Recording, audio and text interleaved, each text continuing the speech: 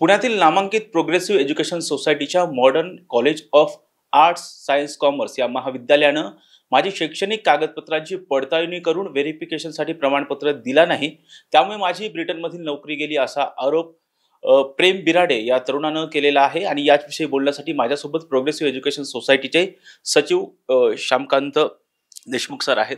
Sir, जर पाहिलं तर प्रेम बिराडे या तरुणानं गंभीर आरोप केलेला आहे, तुम्ही व्हेरिफिकेशन दिलं नाही त्यामुळे त्याची नोकरी गेली। मला आपल्या माध्यमातून ही एक संधी प्राप्त झाली आहे की महाविद्यालयाची आणि संस्थेची बाजू या प्रकरणामध्ये मांडण्याची। त्याबद्दल मी सर्वप्रथम आपला आभारी आहे। प्रेमवर्धन बिराडे हा मॉडर्न महाविद्यालयामध्ये प्रोग्रेसिव्ह एज्युकेशन सोसायटीच्या मॉडर्न कला विज्ञान वाणिज्य महाविद्यालयामध्ये BBA या अभ्यासक्रमासाठी, बॅचलर ऑफ बिझनेस ॲडमिनिस्ट्रेशन या अभ्यासक्रमासाठी शैक्षणिक वर्ष 2020-21, 21-22 आणि 22-23 या 3 वर्षाच्या कालावधीमध्ये त्याचा महाविद्यालयामध्ये प्रवेश होता। BBA हा अभ्यासक्रम या विद्यार्थ्याने वेळेवर पूर्ण केलेला आहे। त्याचबरोबर या विद्यार्थ्याला 6 सत्रांचे, कारण सेमिस्टर पॅटर्न या अभ्यासक्रमाला होता, 6 सत्रांचे मार्कशीट, त्याचबरोबर पासिंग सर्टिफिकेट आणि डिग्री सर्टिफिकेट, त्याचबरोबर तदनंतरच्या काळात त्यांनी केलेल्या विनंतीनुसार लेटर ऑफ रेकमेंडेशन म्हणजेच शिफारस पत्र ही महाविद्यालयाकडून पुढील वाटचालीसाठी, पुढील शिक्षणासाठी व भवितव्यासाठी देण्यात आलेली होती। ही ज्यावेळेस डॉक्युमेंट्स या विद्यार्थ्याकडे देण्यात आलेली होती, त्याचं पुढचं शिक्षण पूर्ण झाल्यानंतर या विद्यार्थ्याने UK मध्ये म्हणजे इंग्लंडमध्ये ज्या कंपनीमध्ये अर्ज दाखल केलेला होता त्याला शिकण्यासाठी म्हणून, नोकरीसाठी म्हणून, सदरच्या नोकरीचा जो अर्ज त्या विद्यार्थ्याने केलेला होता त्याच्या बाबतीमध्ये व्हेरिफिकेशन जे आहे ते थर्ड पार्टी एजन्सीकडून केलं जातं। आणि सदरची थर्ड पार्टी एजन्सीकडून आम्हाला ज्यावेळेस 30 सप्टेंबरला पहिल्यांदी मेल प्राप्त झाली, या मेलमध्ये असा कोणताही उल्लेख नव्हता की या विद्यार्थ्याची माहिती ही स्टिप्युलेटेड पिरियडमध्ये म्हणजे काही डेडलाईन मध्ये ती द्यावी म्हणून, म्हणजे की त्याला काही अंतिम मुदत दिलेली नव्हती, 5 दिवसाच्या आत द्या, 7 दिवसाच्या आत द्या किंवा 8 दिवसाच्या आत द्या, असा कुठलाही उल्लेख त्या मेलमध्ये नव्हता। दुसरं असं की या मेलमध्ये अजून एक जो मुद्दा या विद्यार्थ्याच्या स्क्रीनिंगच्या संबंधी होता, त्याचं ड्युरेशन हे 5 वर्षाचं होतं। व्हाईलॅस या विद्यार्थ्याचा महाविद्यालयातील कार्यकाळ हा 3 वर्षाचा असल्यामुळं महाविद्यालय फक्त 3 वर्षाची माहिती उपलब्ध करून द्यायला बंधनकारक आहे, हे मला या ठिकाणी नमूद करायचं आहे। आणि राहिलेल्या 2 वर्षासाठी जो हा विद्यार्थी 11वी-12वीला ज्या महाविद्यालयात असेल किंवा तदनंतरच्या 23-25 या कालावधीमध्ये ज्या ठिकाणी असेल तिथून ती माहिती उपलब्ध करून घेता येऊ शकते। पण आमच्या दृष्टीने महाविद्यालयात ज्यावेळेस 2020-21 ते 22-23 या कालावधीमध्ये 3 वर्षासाठी ज्यावेळेस हा विद्यार्थी होता ती माहिती उपलब्ध करून देण्यात आलेली आहे। त्याचबरोबर बोनाफाईड सर्टिफिकेट जे अभिप्रेत होतं या विद्यार्थ्याच्या संबंधीचं ते देखील देण्यात आलेलं आहे। मला या विद्यार्थ्यांनी ज्या कंपनीमध्ये अर्ज दाखल केलेला होता ती एव्हिएशन क्षेत्राशी संबंधित कंपनी होती, त्यामुळं सदरची माहिती ही पूर्णपणे संवेदनशील आणि गोपनीय आहे।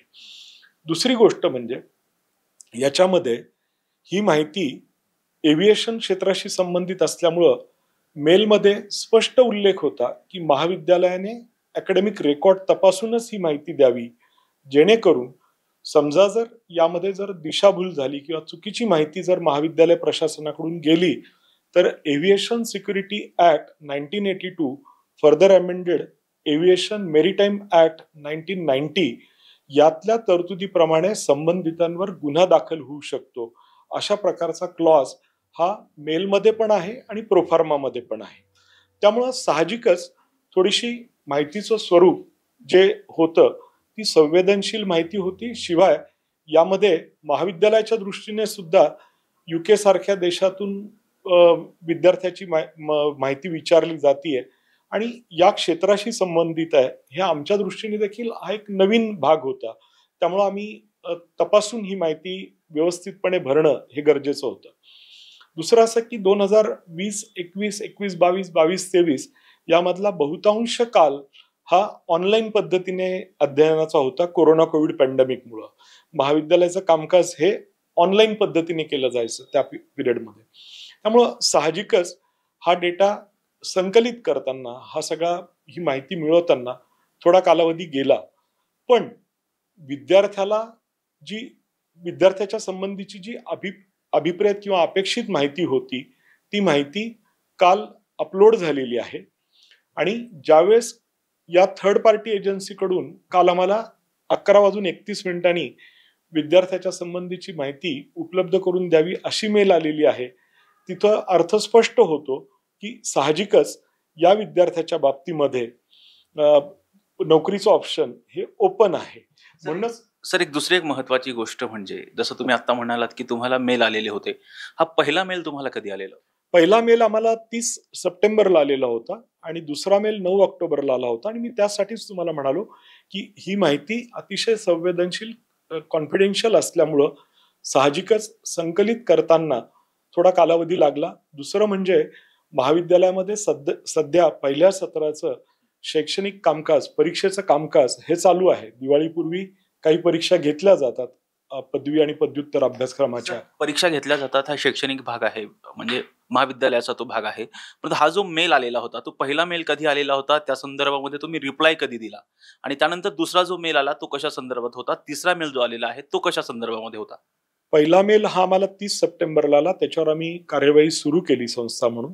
आणि कशा संदर्भामध्ये? म्हणजे डेटा कंपाईल करण्यास सेमच होते. प्रोफार्मा सेमच दिलेला होता आणि तो संकलित करून म्हणजे त्याचा डेटा, त्याची सगळी 3 वर्षाची माहिती, 6 सेमिस्टरची माहिती. आणि मी जसा तुम्हाला उल्लेख केला की यामध्ये कोरोना कोविड पॅन्डेमिक होता, दरम्यानच्या काळामध्ये लर्निंग मॅनेजमेंट सॉफ्टवेअर मध्ये महाविद्यालयामध्ये बदल केलेला होता. आत्ताचं सॉफ्टवेअर आणि आधीचं सॉफ्टवेअर हे वेगवेगळं आहे. हा डेटा फेच करून सगळं तपासून त्यानंतर ही माहिती उपलब्ध करून द्यावी लागली. आणि ज्यावेळेस अशा स्वरूपाचं वर्डिंग हे मेलमध्ये असतं की एव्हिएशन ऍक्टच्या तरतुदीप्रमाणे तुम्ही जर माहिती देण्यामध्ये काही चूक झाली, काही हलगर्जीपणा झाला तर ती पनिशेबल आहे, गुन्हा आहे. त्यामुळे ती काळजीपूर्वकच माहिती देणं अभिप्रेत आहे, अपेक्षित आहे. त्याप्रमाणेच तो कालावधी आम्ही घेतलेला आहे. सर तुम्ही रिप्लाय कधी दिलेला आहे? पहिला मेल जो सांगितला तुम्ही 9 सप्टेंबरला, आम्ही त्या लेवलला रिप्लाय दिलेलाच नाही. मी तेही सांगतो तुम्हाला. आम्ही डायरेक्ट 17 तारखेला रिप्लाय दिला. त्यामध्ये 14 तारखेचं आमचं प्रोफाईल रेडी होतं. 14 मेल 9 सप्टेंबरला आले, त्यानंतर तुम्ही 30 सप्टेंबरला पहिला मेल, ऑक्टोबरला दुसरा मेल आलेला आहे आणि 17 ऑक्टोबरला तिसरा मेल आलेला आहे. 17 ऑक्टोबरला आमचा सगळा डेटा संकलित झालेला होता.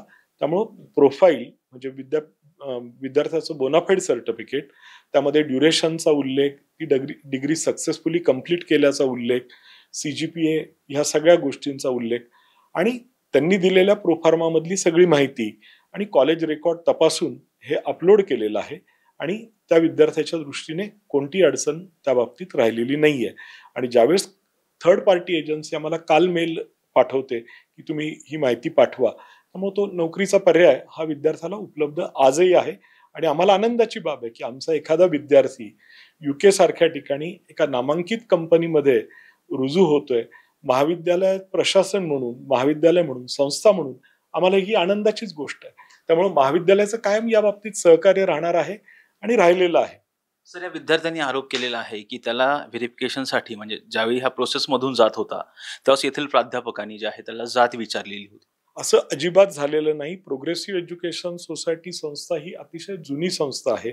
91 वर्षाची परंपरा संस्थेला आहे.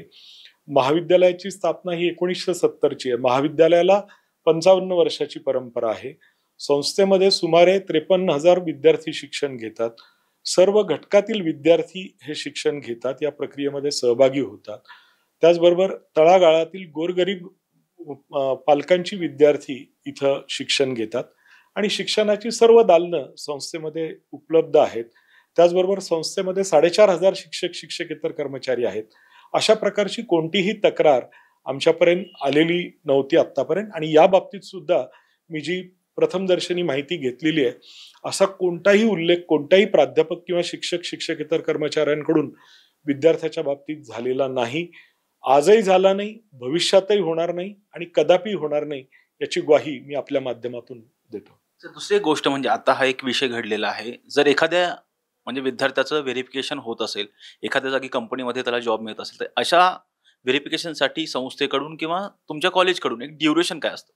नाही, यामध्ये त्याचं स्वरूप बघता, त्या जॉबचं स्वरूप बघता, त्या कंपनीचं स्वरूप बघता वेळ लागू शकतो किंवा त्या विद्यार्थ्याचा कालावधी कोणता होता. मी त्याची कारणं सांगितली तुम्हाला, की त्या विद्यार्थ्याचा जो कालावधी होता हा कोरोना कोविड पॅन्डेमिक मधला होता आणि त्यामध्ये ऑनलाईन ऍक्टिव्हिटी, ऑफलाईन ऍक्टिव्हिटी अशा पद्धतीने ऍक्टिव्हिटीज चालू होत्या आणि त्या दृष्टीने हा डेटा संकलित करायला थोडासा कालावधी लागला. आणि जर त्या थर्ड पार्टीने म्हणजे थर्ड पार्टी जी एजन्सी आहे त्या एजन्सीनी जर आम्हाला डेडलाईन अशी घालून दिली असती की आपण 7 दिवसातच ही माहिती उपलब्ध करून द्या, 5 दिवसातच ही माहिती उपलब्ध करून द्या, तर कदापि आम्ही इतर कामं बाजूला ठेवून सुद्धा केली असती. पण आमच्या दृष्टीने अशी ती डेडलाईन नसल्यामुळं दैनंदिन कामकाज सांभाळून शिक्षक, शिक्षकेतर कर्मचारी या बाबतीत माहिती एकत्रित करत होते. आणि त्यातला जो मी तुम्हाला महत्वाचा मुद्दा सांगितला की स्क्रीनिंग हे 5 वर्षाचं अपेक्षित होतं, आमच्याकडचा कालावधी 3 वर्षाचाच होता. त्याच्यावरही भरपूर आम्ही चर्चा केली त्या बाबतीत काय करावं, की आपल्याकडे जो 3 वर्षाचा होता पण स्क्रीनिंग हे 5 वर्षाचं अपेक्षित आहे. दुसरं म्हणजे जो मी उल्लेख केला तो की एव्हिएशन सिक्युरिटी ऍक्ट 1982 आणि aviation maritime act 1990 amended act या दोन्ही ऍक्टच्या तरतुदीप्रमाणे माहिती देण्यामध्ये जर काही दिशाभूल झाली, काही हलगर्जीपणा झाला, काही चूक झाली, तर संबंधितांवर या कायद्यातील तरतुदीप्रमाणे गुन्हा दाखल करण्याची म्हणजे तरतूद आहे. याचा स्पष्ट उल्लेख प्रोफार्मासह मेलमध्ये सगळे आहे. त्यामुळं साहजिकच याच्या बाबतीमध्ये परिस्थिती किंवा हे जे आलेलं व्हेरिफिकेशन होतं यामध्ये ही विशेष बाब होती इतर रुटीन ह्याच्यापेक्षा. त्यामुळे त्याला इतर रुटीन तुलनेपेक्षा थोडासा कालावधी जास्त लागला असेल. आणि मी तुम्हाला कारण कोरोना कोविड पॅन्डेमिकचं सांगितलं आणि आता चालू असलेल्या एक्झामिनेशनच्या बाबतीमध्ये जे काही कार्यालयीन कर्मचारी व्यस्त असतात आणि प्राध्यापकही व्यस्त असतात, त्यामुळं थोडा उशीर झाला ही वस्तुस्थिती आहे. सर दुसरी एक महत्वाची बाब म्हणजे जसं आता तुम्ही म्हणताय की तुमचा एक विद्यार्थी परदेशामध्ये त्याला जॉब मिळते, तुम्हाला आनंद आहे, परंतु तुमच्याच महाविद्यालयाच्या ज्या प्राचार्य आहेत एकबोटे, त्यांनी असं सांगितलेलं आहे की हा विद्यार्थी जो आहे तो संस्थेची किंवा महाविद्यालयाची प्रतिमा मलिन करतोय. यामध्ये मी अगदी तुम्हाला सांगेन की मॅडमनी ज्या बाबतीमध्ये हे स्टेटमेंट केलेलं आहे साहजिकच आहे. हा करस्पॉन्डन्स जो आहे हा कंपनी, थर्ड पार्टी आणि महाविद्यालय यामधला करस्पॉन्डन्स आहे. यामध्ये कुणीही त्रयस्थ व्यक्तीने इंटरफिअर करू नये. आणि हे करत असताना सोशल मीडियावर नाहक महाविद्यालयाची आणि संस्थेची बदनामी यामुळे झालेली आहे. असं कोणताही प्रकार घडलेला नाही. It was in process. म्हणजे हे रुटीन असतं आम्हाला या गोष्टी. आणि हा करस्पॉन्डन्स मला आलेली मेल जी आहे ही म्हणजे पर्सनल ऑर्गनायझेशन जे आहे रेफरन्सिंग ऑर्गनायझेशन सोल्युशन याकडून आलेली मेल आहे आणि त्याचा करस्पॉन्डन्स आम्ही करतोय. त्यामध्ये विद्यार्थीमध्ये कुठंच येत नाहीये आणि त्यांच्या मेलला आम्ही रिस्पॉन्ड करतोय. आणि यामध्ये ज्यावेळेस असं मेन्शन केलेलं असतं की ही हायली सिक्युअर्ड आहे, सेन्सिटिव्ह आहे, कॉन्फिडेन्शियल आहे, यामध्ये तिसऱ्यानी कुणीच इंटरफेअर करू नये याचा प्रोफार्मामध्ये स्पष्ट उल्लेख त्यांनी केलेला आहे. ते मी तुम्हाला दाखवतो निदर्शनास. तुम्ही म्हणताय हा मेल आहे स्ट्रिक्टली प्रायव्हेट अँड कॉन्फिडेन्शियल हा प्रोफार्मामध्ये उल्लेख आहे मेलमध्ये. आणि हा जो ऍक्टचा उल्लेख आहे तो पण आहे. आणि आधीची जी सर्व डॉक्युमेंट्स आहेत, 6 सेमिस्टरची marksheet, degree certificate, letter of recommendation, इतर जी डॉक्युमेंट्स आम्ही विद्यार्थ्याला उपलब्ध करून दिलेली आहेत त्या डॉक्युमेंटच्या बेसिसवरच शॉर्ट लिस्टिंग झालंय ना, हा एक त्यातला भाग आहेच आहे. आणि जो कंप्लायन्स व्हेरिफिकेशनचा करायचा आहे त्याला जर या कायद्यातल्या तरतुदीप्रमाणे जो प्रोसिजर आहे त्याप्रमाणे आम्ही फॉलो केलेले आहेत आणि ती उपलब्ध करून दिलेली माहिती. असं झालेलं नाही की ती उपलब्ध करून दिलेली नाही. सर जसं तुम्ही आता म्हणालात की हा जो विषय आहे तो म्हणजे महाविद्यालय आणि त्या त्रयस्थ कंपनी मधला हे विद्यार्थ्याचा विषय नाहीये, परंतु या निर्णय म्हणजे तुमच्या एका व्हेरिफिकेशनमुळे विद्यार्थ्याला जॉब मिळणार आहे. अशा वेळी तो विद्यार्थी म्हणतोय की मला मेल नाही आलेला, म्हणजे या त्रयस्थ कंपनीला तुम्ही मेल केलेला नाही, म्हणून तो तुम्हाला प्रश्न विचारतो. नाही, त्यामध्ये ही प्रोसेसमध्ये होतं ते. आणि 14 ऑक्टोबरलाच आमचे डॉक्युमेंट सगळे रेडी झालेले होते, ते आम्ही अपलोडच करत होतो आणि त्या बाबतीमध्ये व्हेरिफिकेशन फक्त चालू होतं. आणि जो 5 वर्षाचा स्क्रीनिंग पिरियड होता त्यामध्ये 2 वर्षासाठीच्या स्क्रीनिंग पिरियडसाठी आम्ही पोलीस विभागाशी सुद्धा याबाबतीत पत्रव्यवहार केलेला आहे आणि त्यांच्याकडून माहिती उपलब्ध झाल्यानंतर ती माहिती सुद्धा आम्ही पुरवू. आणि मी जे तुम्हाला म्हणालो की आमच्या विद्यार्थ्याला चांगल्या कंपनीत जॉब मिळतो ही आमच्या दृष्टीने सुद्धा अभिमानास्पदच गोष्ट आहे, हे निश्चित.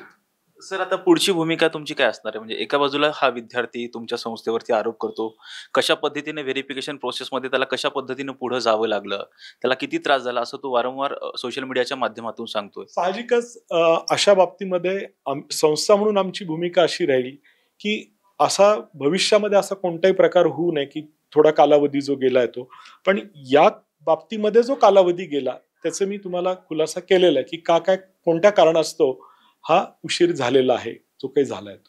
आणि आता जसं तुम्ही सांगताय की कालच तुम्ही एक मेल केलेला आहे, या विद्यार्थ्याची जॉब गेलेली नाही तुम्ही ठाम सांगताय. हो, अगदी. त्याचं कारण असं की कालच त्या कंपनीकडून मेल आलाय आम्हाला परत की तुम्ही विद्यार्थ्याचे जे डॉक्युमेंट्स आहेत ते अपलोड करा म्हणजे आम्हाला पुढील प्रोसेस करता येईल.